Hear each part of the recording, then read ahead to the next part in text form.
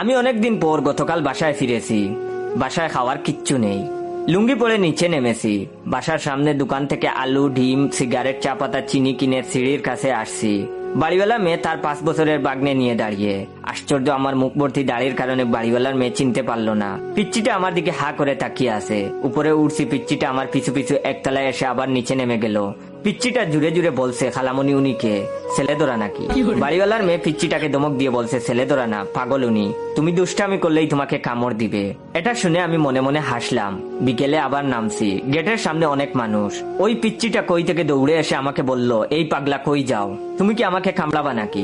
এতগুলো মানুষের সামনে তার কথা শুনে হতবম্ব হয়ে গেছি। কি বলবো আর? কুষ্ঠকাঠিন্য হাসি নিয়ে মাথা নাড়লাম। পিচ্চি কি বুঝলো জানি না, তার হাতে থাকা ছোট ক্রিকেট ব্যাটটা দিয়ে আমার পাছায় বাড়ি দিয়ে চলে গেল। লোকজন হু হু করে হাসলো, আমিও লজ্জায় হাসলাম।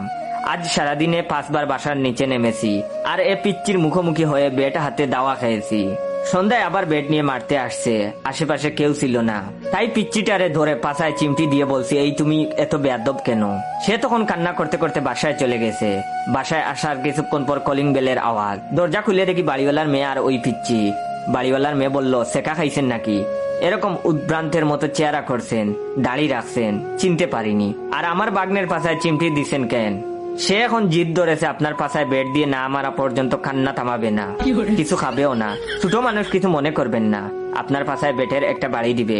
এই বলেই বাড়িওয়ালার মেয়ে পিচ্চিটাকে বললেন, এই যা বাড়ি দে। আমি হা করে তার কথা শুনছি। ওয়েট, ভিডিওটা শেষ করার আগে অবশ্যই ভাইয়ের রিয়েল পেজ ইয়োর জয়কে ফলো দিয়ে রাখবেন। আর রিয়েল পেজ থেকে ভিডিওটা দেখলে অবশ্যই বেশি বেশি করে শেয়ার করবেন, যাতে করে আপনার শেয়ারে অন্যরা ভাইয়ের রিয়েল পেজ ইয়োর জয়কে পায়। আমি হা করে তখন তার কথা শুনছি। পিচ্চিটা এলো এবং আমার পাছায় বাড়ি দিল বেশ জুড়েই। তখন বাড়িওয়ালার মেয়ে পিচ্চিরে বলল, হইছে, শখ মিটছে? পিচ্চিটা এবারে জয় করার মতো ভঙ্গি করে বলল, আরেকটা মারি। তখন বাড়িওয়ালার মেয়ে বলল, মার। পিচ্চিটা এবার আরো জুড়ে মারলো। আমার মুখ থেকে কোনো কথা বের হওয়ার আগেই ওরা চলে গেল। এখন আপনারাই বলেন, এ অপমানের বিচার আমি কার কাছে দিব?